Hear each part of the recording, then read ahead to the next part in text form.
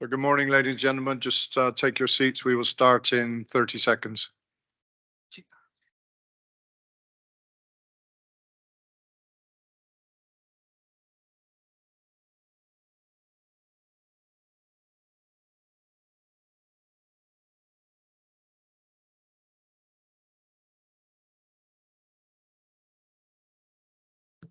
Okay, good morning, ladies and gentlemen.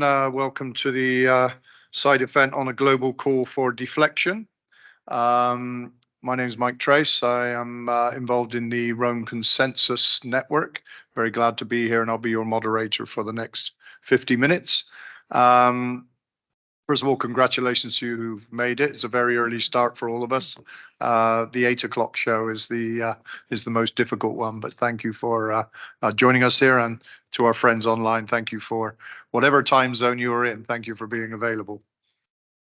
As I say, this is a side event, first one of two in this room, that will be part of the Rome Consensus contribution to this Commission on Narcotic Drugs.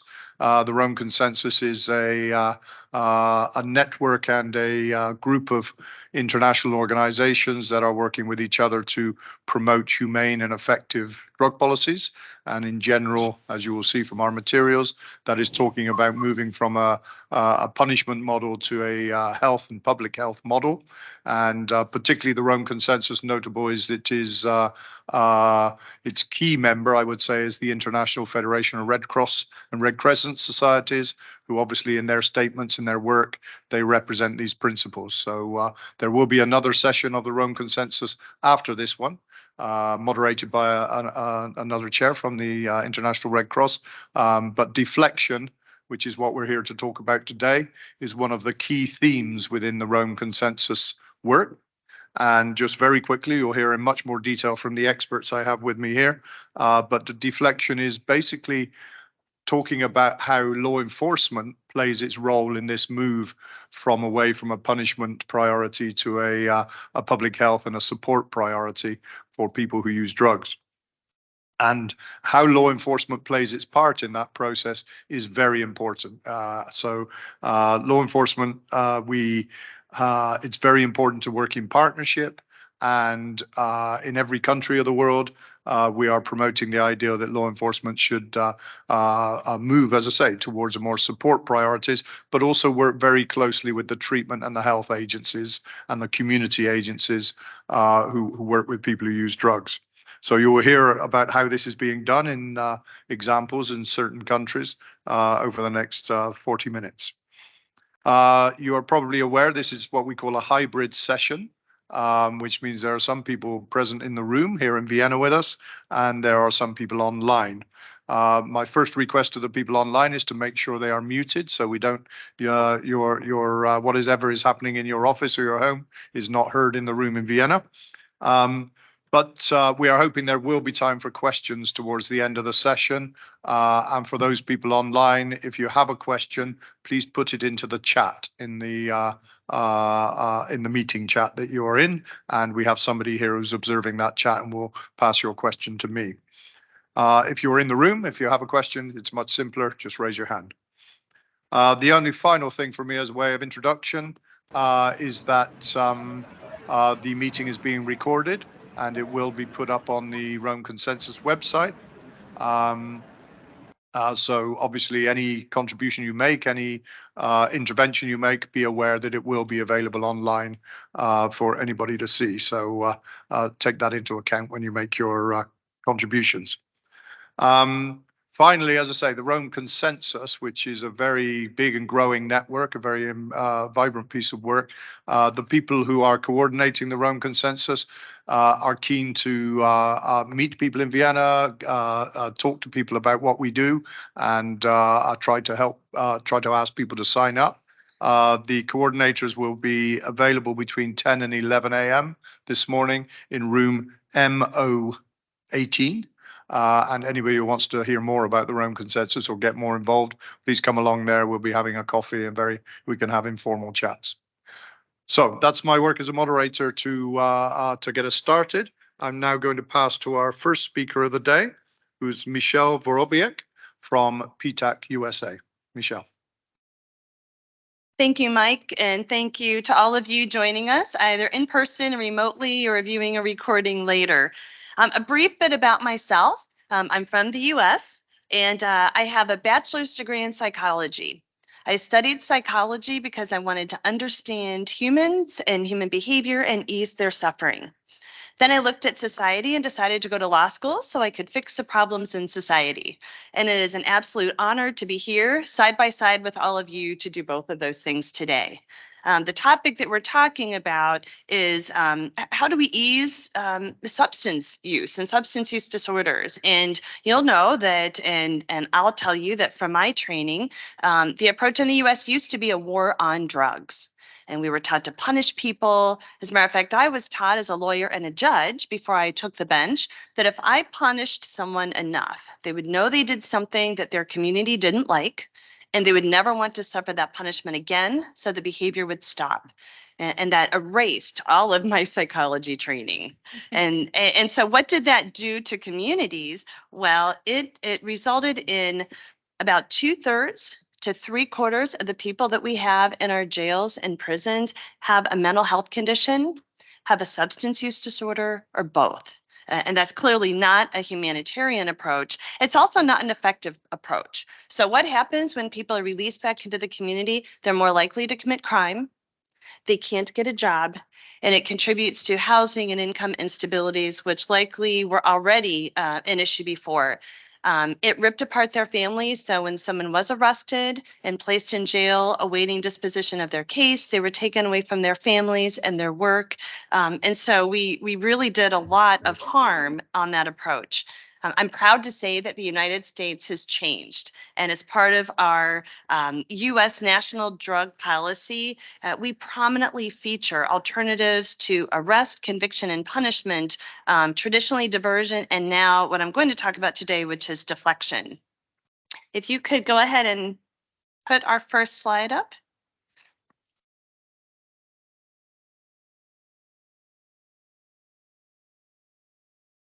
So here I want to briefly cover different points in time along the justice continuum that we can, instead of offering punishment and suffering, we can offer assessments, treatment, and services, not only to ease a substance use disorder, co-occurring mental health conditions, but also those social determinants such as education, employment, transportation, stable housing. On the left-hand side, so go ahead, there is a lot of movement on this slide. So Mauro, the space that we're looking at here, where first responders such as police and other law enforcement and even emergency medical systems, this is now our new area where we can start doing interventions. Go ahead and click through until you see the word diversion. My colleague made this slide, and we're going to make it a little bit more simple. So keep clicking until the big word diversion pops up. One more. There you go. Okay. So we don't have a lot of time to cover this.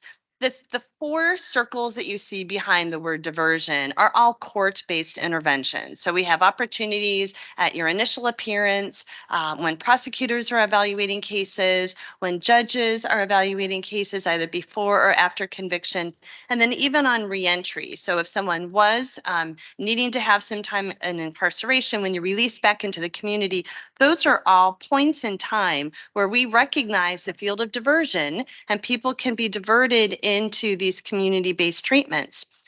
Go ahead and click the next. There we go. So now, again, I said I'd introduce deflection. Go ahead and press one more and keep going. There you go. And then go ahead and advance one more slide. There you go. So deflection is the space that we're talking about now. It requires no court involvement at all. We've learned in the United States that when someone has an emergency, in our country, they dial 911 or now the new 988 number for a mental health emergency. First responders are right there to find out what's happening. Only 20% of those calls are for commission of a crime.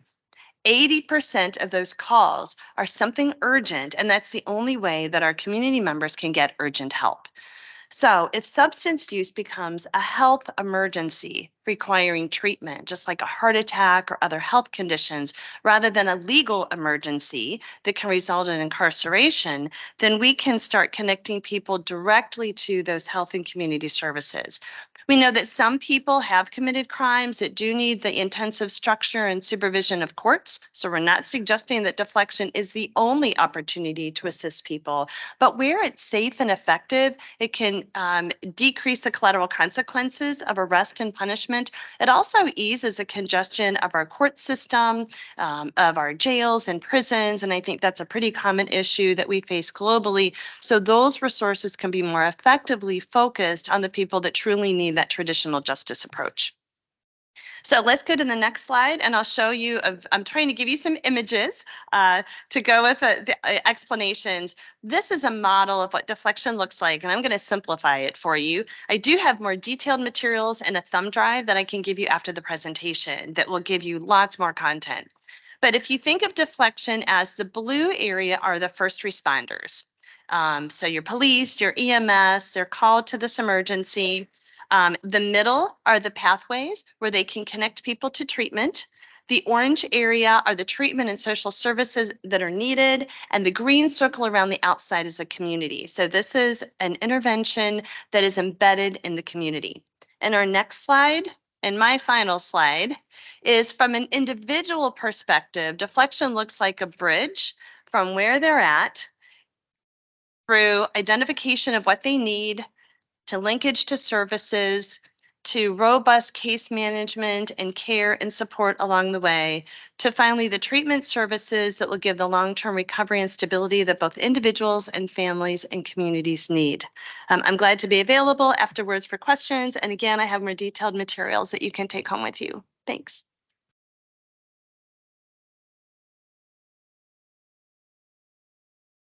Thanks very much, Michelle. And that's the quickest run through I've seen of a very complex subject. Thank you very much. So that sets the scene of what the systems and the processes are in deflection and puts it in context of wider drug policy and wider law enforcement processes. We're now going to hear from Joanna Travis Roberts from the International Society of Substance Use Professionals to tell us a little bit about the perspectives on this issue from the community and treatment sector. Joanna.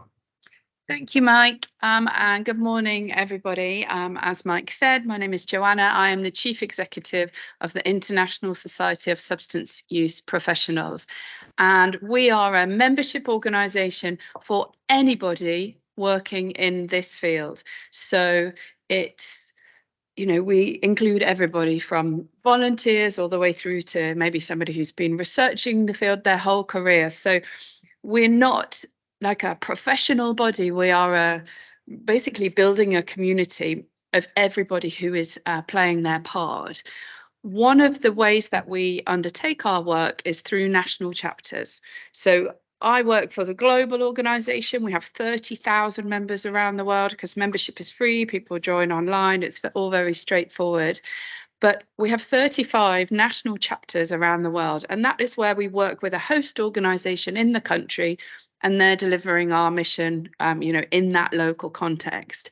And these are organizations that are, for the most part, in the prevention, treatment and recovery support sector. So they are organizations that are undertaking the treatment initiatives that we're talking about, hopefully deflecting people into. So I did a quick look at our membership. So of the 30,000 members, we have 1,049 who indicated that they have a law enforcement role. I don't have slides for this one, that's for later. Thank you. So we, you know, within that 30,000, there is this percentage that are already indicating that they have a law enforcement and, you know, addictions role. So about 5% of our ISIP members, which was really interesting to see, and it's grown recently. So this is a new phenomenon that this sector consider themselves as part of this community. So ISIP is really delighted about that. So in preparation for this panel, I sent out a survey to our national chapter offices, and I didn't give them much time. So thank you very much to our national chapters for responding so quickly. But I had 11 responses, and I just asked them some questions about what they knew about deflection and how they felt that their communities would welcome it. So firstly, in terms of awareness, 7 of the respondees said, not a great deal of awareness of the word deflection. 4 said not officially in their country. And then what they told me anecdotally is, yeah, no, in our country, there's no official deflection, but the criminal justice workforce are doing it under other guises. They're doing it, off the record type of thing. So the concept, the process is happening. It's just not necessarily labeled or recognized officially. And then I asked about how your treatment community feel about deflection and the concept of working closer with the law enforcement side. So a couple highlighted that these two sectors are very new to each other and the gap is currently large, so that the approach needs to be made very sensitively.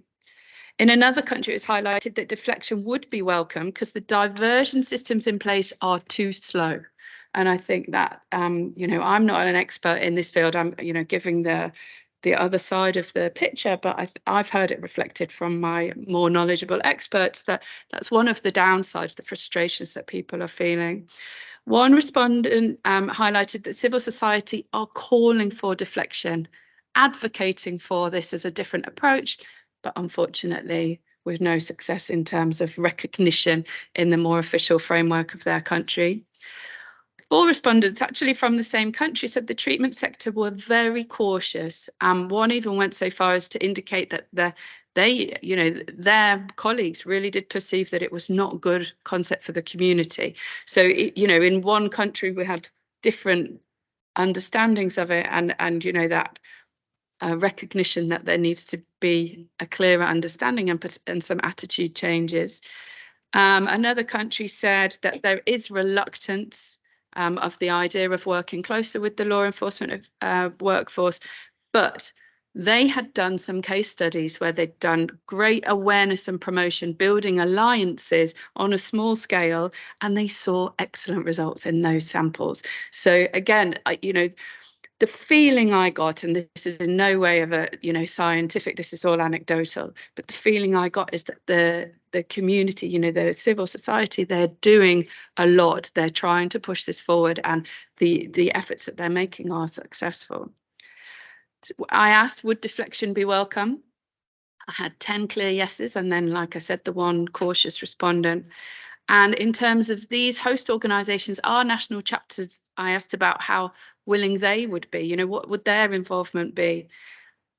They all resoundingly welcomed the opportunity, even if, like I say, that's the person who's more cautious and just wants to understand more or feel like they're moving to a better, interaction with it. 5 are already advocating for deflection or involved in, some form of deflection. And another one asked, yes, they would be willing, but how can the prevention community be involved? So I think, that was quite interesting.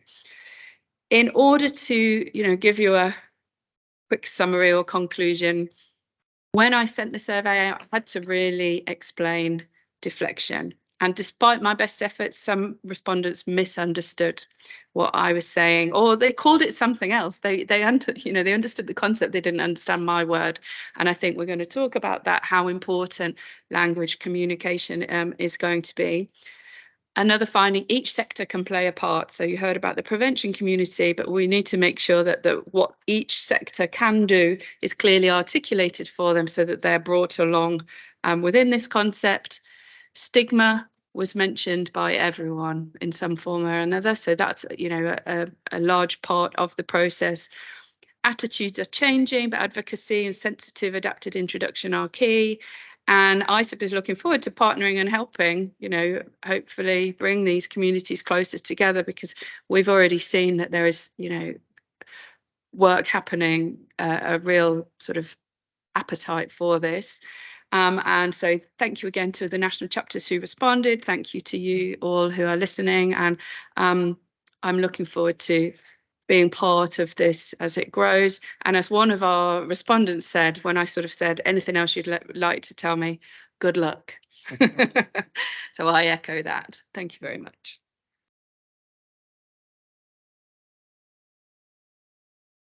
Thanks very much, Joanna. And once again, a lot of responses you got in that survey. Thank you for summarising them very concisely. We're now going to move to Jason Q. Jason is a recently retired UK police leader.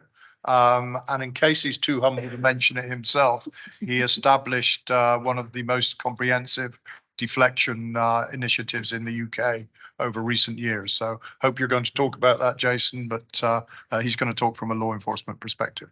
Jason. Thank you, and good morning, everyone, and thanks for that introduction. I'll have to talk about it now. I'm Jason Q. I'm a former Detective Chief Inspector with Thames Valley Police, and I recently retired, as Mike described. When I first joined the police, I was taught the law, and I robotically applied the law, like Robocop, that analogy. When you first join the police, you kind of realise actually you're a crime fighter. Very, very quickly and rapidly, you begin to see the harm that actual enforcement can have on our communities. You begin to see underneath the real human value. You begin to see, what's really driving the visible crime that you see. Very quickly, you understand that only 20% of all policing activity is crime related. 80% is everything else. Community matters, social, mental health, drugs, vulnerability, a whole range. So actually you begin to understand that police are the largest outreach network in the entire world. So if every single police officer dedicated 80% of their time to outreach, harm reduction, prevention, we would have a very different world. And I think what we try to do within policing is to do the right thing. Police are the community and the community are the police, those golden principles of what community policing is all about. Within the UK, we have diversion schemes. Drug diversion is progressive, but there are key principles as to what diversion actually means. And I'll come on to the word deflection in a second and how that segue interacts. So the community are there at the forefront. When a police officer finds an individual in possession of a controlled drug, they want the community to deal with it. The police officer has to step back as rapidly as possible. Within the United Kingdom, we have diversion or community resolution, and a community resolution negates the need for an arrest, an interview, or even an admission of guilt. Yes, there must be some acknowledgement. However, that can be acceptance of a scheme, an intervention. And the key success to diversion schemes are that it's the speed of that intervention. So the drug service on the day or the very day after make contact with that individual who was found with police in possession of drugs and arrange an intervention. That's diversion. That's the police putting the community as rapidly as possible to deal with that matter. The other key principle is no admission. Admission, or the requirement of admission to admit guilt, can widen inequality, widen racial disparity, and cause that distrust in policing. At a time like never before, policing now requires strengthening of public trust and confidence and legitimacy, and diversion presents that opportunity to have a different interaction with the public being treated as human beings. Deflection, whilst the term deflection in the UK context is quite new, actually policing are doing this already. The third principle around diversion is that all of these interventions must be free. This cannot be seen as an opportunity for business, for paid for schemes by the individual. If criminal justice, the police, want to empower the public, the community to divert people or deflect people, then those interventions have to be free to the person being diverted. You cannot increase social inequality by requiring a fee. That cannot be done. This is putting the community before the police. Deflection goes one step further. So within the UK drug strategy, we have diversion. You'll see it mentioned several times throughout that Hope from Harm to Hope strategy. That's to be applauded. The UK government are being progressive. They understand the true value of diversion. Where deflection comes into it, it's one step further. It's not involving the police at all. We have examples of deflection in the UK with co-response with police and mental health workers, or co-response with police and sexual health or assertive outreach for homelessness and sex work. We have needed exchange points in police custody suites. Those are all progressive, innovative measures to reduce harm. But where deflection is absolutely valuable is putting the public way before the police. The public respond, the community responds, and this is about community policing at its heart. Deflection is about treating human beings as human beings. We don't require the police. For example, deflection where it works best at the moment is in schools. If a school finds a student in possession of a controlled drug, why did the school want to exclude that individual? 20,000 children in the UK alone were excluded last year. None of them should be excluded. The school should be empowered and able to actually deflect that individual to the drug service. The drug service, the community drug service, can come into the school and operate an education program. That's it. These schemes aren't new. These schemes are established. Durham, Thames Valley, West Midlands, Avon and Somerset. These are large forces. Thousands, tens of thousands of people are being diverted every single year. And it's successful. The success rates for voluntary diversion with no coercion, no punishment are successful. This is nothing to fear for the police. Nothing at all. This is to be, applauded. The community, the police are the community, and the community are the police. Thank you very much.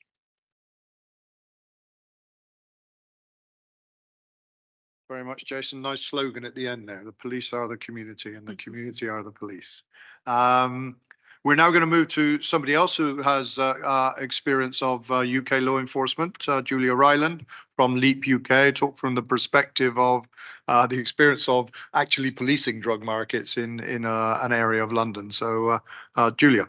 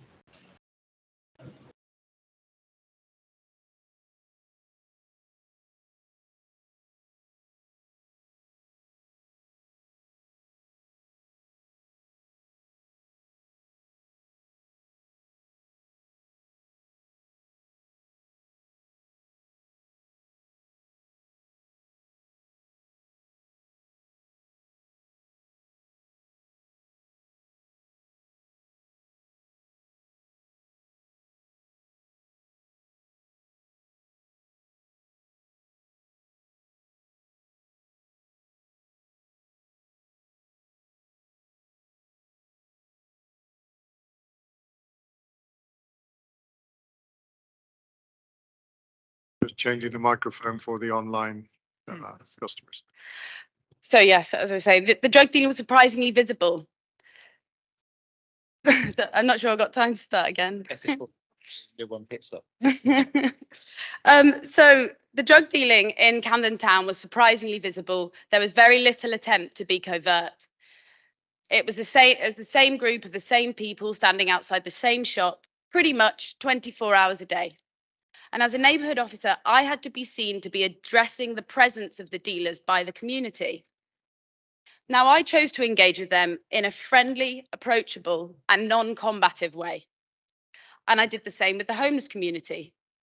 I found over time that young dealers started to give me a nod and walk away from the area upon sight and without request. Homeless substance users started to dispose of their drug paraphernalia more safely, having listened and understood my justifications. Any initial hostility stemmed from fear and uncertainty about how I would discharge my powers.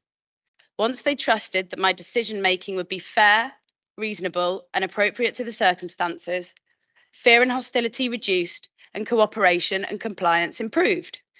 It was a two-way relationship, making both my job and their lives easier. And this is why neighbourhood policing and community policing works. But crucially, I had incentives to stop and search and make arrests for drug possession. As a neighbourhood officer, the most straightforward way in which my performance was assessed was the extent to which I had conducted legal stop and searches and the number of arrests that I had made. Arresting somebody for possession of drugs is a straightforward, routine process that usually results in a charge and a positive impact on my performance measures. What this does, ultimately, is incentivize officers to reach for that low-hanging fruit, drug possession arrests. For as long as police procedure encourages stop and search and arrest by measuring police officer performance by these actions, police officers are not going to stop taking these actions. The interactions that I had as a neighbourhood officer were personal, but when I enforced drug laws against the public, it undermined not only my relationship with them, but also their wider perception of authority and of trust in the police. When making a decision about whether to stop and search somebody, I had to balance the expectations of the job and the positive impact it could have on my own performance measures against my knowledge that it could cause harm, contribute to racial disproportionality, and undermine the wider objectives of neighbourhood policing that were supposed to be my priority. I felt uncomfortable that the discretion that I was nominally allowed could not be discharged in a way that aligned with my knowledge of evidence-based harm reduction. To be clear, if I found a vulnerable young woman who was homeless and in possession of Class A drugs, the only option I had was arrest. This usually involved handcuffing them, putting them into the back of a police van, and strip searching them on arrival in custody, an utterly degrading experience. I'd then see them back on the street a few days later, and to me, that just didn't make any sense. A time-consuming and expensive investigation, case file, and court hearing would follow. None of these provided any help or support to address the underlying causes of their problems. But it did use a vast amount of police time and resources that would be much better spent elsewhere. Almost all cops I know are frustrated by having to deal with low-level drug offences and completely see the inefficiencies and waste of resources that result from it. Other agencies are far better placed to be dealing with such issues. Had there been options to divert offenders away from the criminal justice when I was a police officer in Camden Town, I would have taken them, and so would my colleagues. But there weren't any. If we embrace deflection and embed diversion schemes into routine police practice, there will be.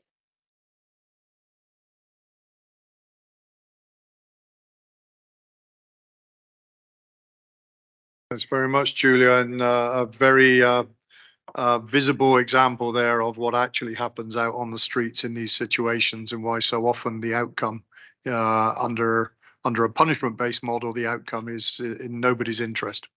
So thank you for that. And finally, for our arranged speakers, I move to Marios Azemis from the Southeast Europe Drug Policy Network. Marios. Okay, thank you. Can you hear me? It's okay. So first of all, I have to say I'm not exactly the morning type, so it's always like a critical moment when I speak that early. Also, I'm probably the non-native speaker. All the others are English speakers. I'm from Greece. So we have two challenges, and also I'm the last one, so I have to make a very, impressive closing remarks. Uh, and now I have to thank Villa Maraini and the Rome Consensus organizations for inviting me here. I am a peer worker, a harm reduction worker in Greece, in Positive Voice, the Greek Association of People Living with HIV. I'm here because I'm a board member of the Drug Policy Network of Southeast Europe.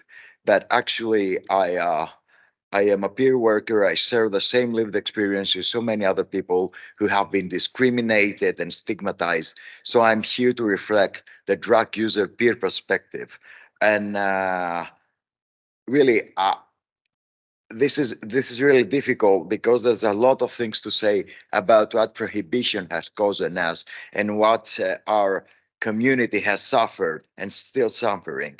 And I know so many people from my job in Positive Voice in prison settings and as a peer worker where the judicial system just destroyed, smashed their lives completely.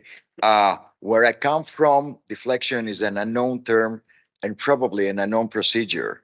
For example, in Greece, you can do a kind of a social work for minor offenses related to drug use and possession. Also, in Serbia, for the same offenses, you can pay an amount of like 260 euros. Or also in Montenegro and North Macedonia, you can make an agreement with the prosecutors on the same basis. In Bosnia, we know there is an osmosis between civil society organization and law enforcement units, and there are seminars are being held from field workers and peers for harm reduction in the police units, which is very helpful. Uh, we did the same. I have to highlight the fact that we did the same thing in Greece. As Positive Voice, we conducted seminars, even in the drug squad, in different police units, in the harbor police, because Greece is surrounded by the sea, so the harbor police has a special drug squad unit. And with the HIV as our Trojan horse, we try to speak about how is the drug users can be treated properly in a humane way. Uh, I have to say very diplomatically that the police is not always helpful. And I don't have really good memories from them when I was using back in the days in the streets of Athens.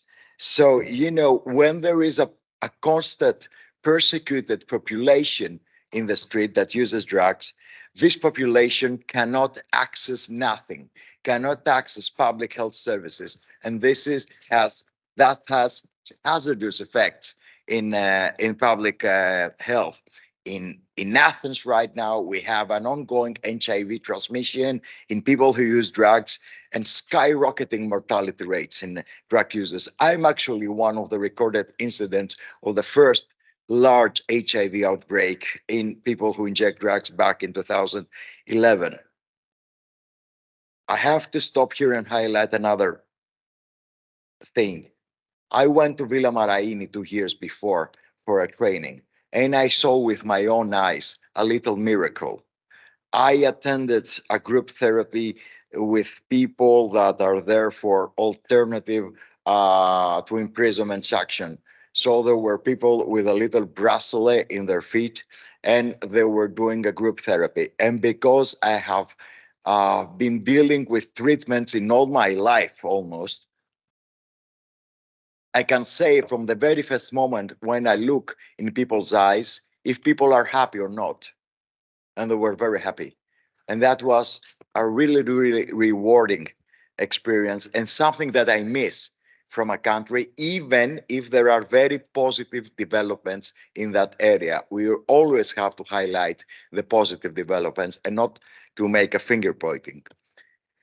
Just to close, as I said, I'm here to bring the drug user inside and to bridge the gap between law enforcement units and the most vulnerable and marginalized people. We are here to practice peer-led harm reduction because we have privileged access to open and hidden drug scenes, to prison settings, uh, to everywhere that people use drugs. We share the same live experience. We share a common language. We can create a substantial bond with people and stop the vicious circle of the swinging door between prison and open drug scenes and back again. We can build, as my colleagues said before, the deflection bricks. This is all about protecting human rights. This is all about dignity and compassion. And this is all about harm reduction. We meet people where they are, but we don't leave them there. Thank you.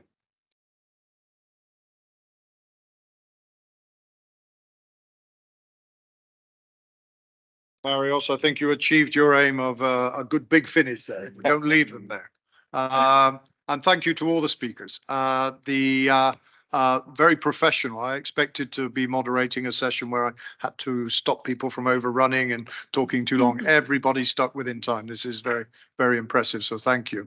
And I think what we hear from the different perspectives is what we call deflection, as has been pointed out. This is not a word that has established currency around the world, but what we're calling deflection is about a change in police practice towards people who use drugs on the streets. And as Jason was saying, if this change actually happens to any great extent around the world, it has a massive difference on what happens in our communities for millions of people. So it's a very positive direction. It's something I've been working in this field for a very long time, and I'm very excited about the potential of the change in police practice in particular. But of course, it is early days.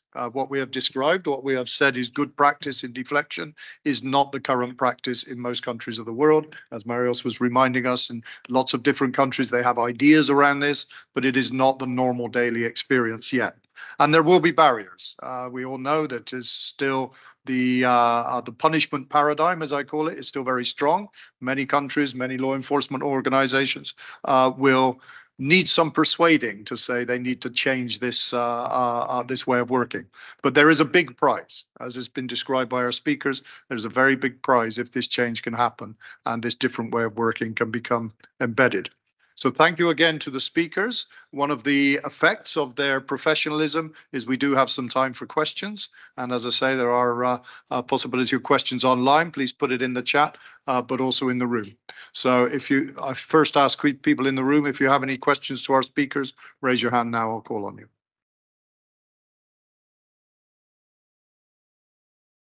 Gentleman at the back, I should say you need to turn on the microphone and speak into the microphone for the recording. That work? Grant. So I'm Henry. I'm from the Scottish Government. So I think we have a broad understanding in Scotland that diversion and deflection is the right way to go. I suppose my question is around, Mike, your point about persuading people and making that case. So be interested to hear from the panel what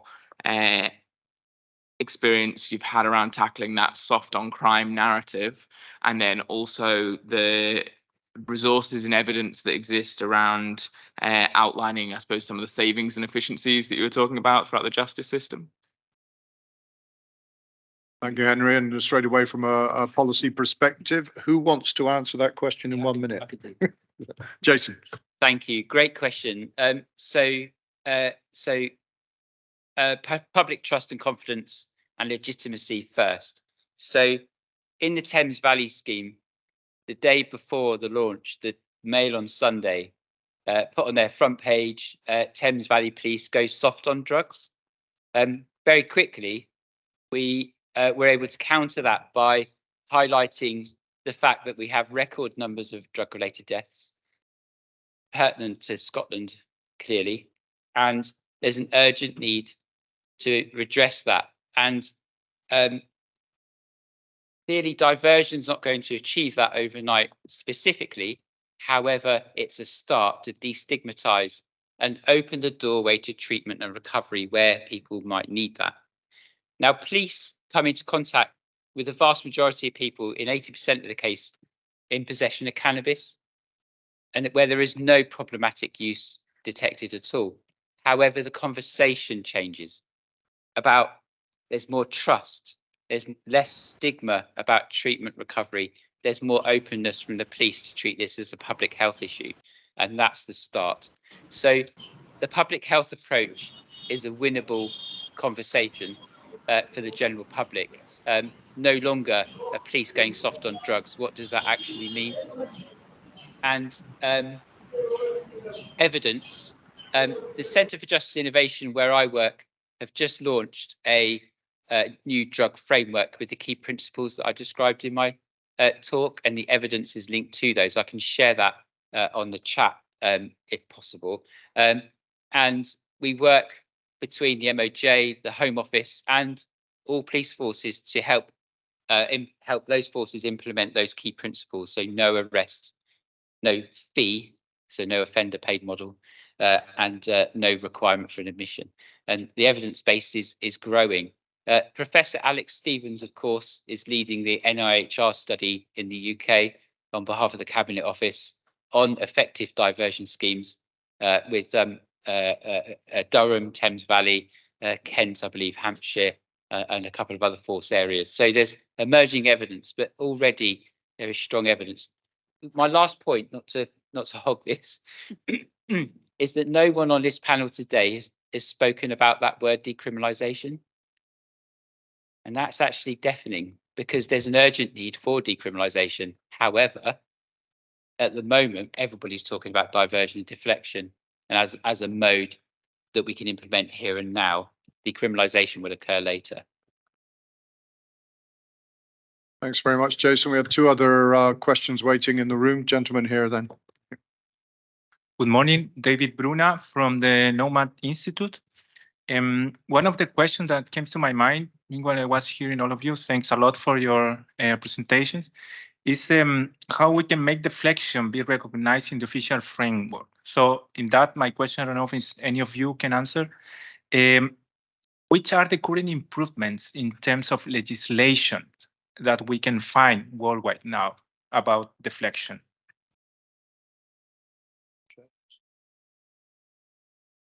Thanks for the question.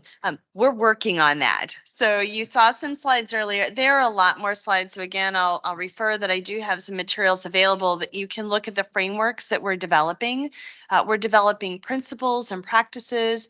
We have emerging research that shows that we're effective. And in the United States, we already have some model legislation. So I actually helped write the first comprehensive deflection legislation for the state of Illinois. It authorizes the approach, and it's very clear about expectations so that people are properly linked to the services that they need. And now we have a model state drug law, and that's not part of our resource materials, but it's a good reminder that we could add that. So I would be glad to share that with you. Okay, thanks very much. I think that's absolutely a crucial question. There is so much you can do with managerial discretion. Jason's example is the management of the police took their own initiative. There were no legal changes in the UK. The government didn't come and say to do this. So it was a good use of police discretion. But in many situations, the police don't have much discretion. They have to implement the law. The procedures demand it. So I think this issue of a policy framework or a statutory framework to encourage this is worth fighting for. We have time for one more question. We're into our last few minutes. Gentleman here. Okay, thank you very much. I've just used not being called a gentleman, so that's confusing. Yes, so thank you very much. My name is Matt Southwell from the European Network of People Who Use Drugs. I was asked recently by a friendly psychiatrist to help with the design of a diversion program, and I felt I couldn't because it felt like being complicit in the criminalisation of my community. Do you think deflection offers different opportunities that might be slightly more comfortable for those of us who want to technically support the change, but on the other hand, don't want to be involved in the criminalisation of our community? Yes, another great question, actually. It's about, not penalising someone through the educational intervention. And I think if you look at police diversion is largely made up of cannabis. And actually, what does that individual require from a cannabis education course? Very little. But what it does, in a very brief case study, the scheme in Thames Valley, a 14-year-old ran off, found in possession of a bag of cannabis. Actually, what his requirement was about was risky NDMA use at the weekend, and that would never have been disclosed to a police officer or police context. So it's that trusted adult situation. And then onwards, that individual had an escalating feud on social media that was resulting in the carriage of weapons and knives. That again, police would never have discovered that. But actually, what that individual actually wanted was just the voice of a trusted adult that wasn't police, that wasn't his doctor, wasn't a teacher, wasn't his parent. It was just a trusted adult that could help that situation at that valuable time. And this is what it is. It's a gateway to harm reduction. It's the same if someone was found in possession with spice who lives on cardboard. It's not about the spice. It's about homelessness, food, health, and so on. Thanks very much, Jason. I think that question is something useful for us to take away because many of us have had experience working in criminal justice diversion. And sometimes what is designed as a less punitive approach can end up just as punitive or more punitive. So something very important for the deflection movement is to make sure it sticks to that principle Jason's talking about. Don't introduce new types of punishment, new types of process. So that is one, I think, of the main challenges and barriers, but that certainly should be the objective. So thank you very much for the questions. We've come to the end of our time. Thank you much to the panelists. Yes, a round of applause is okay.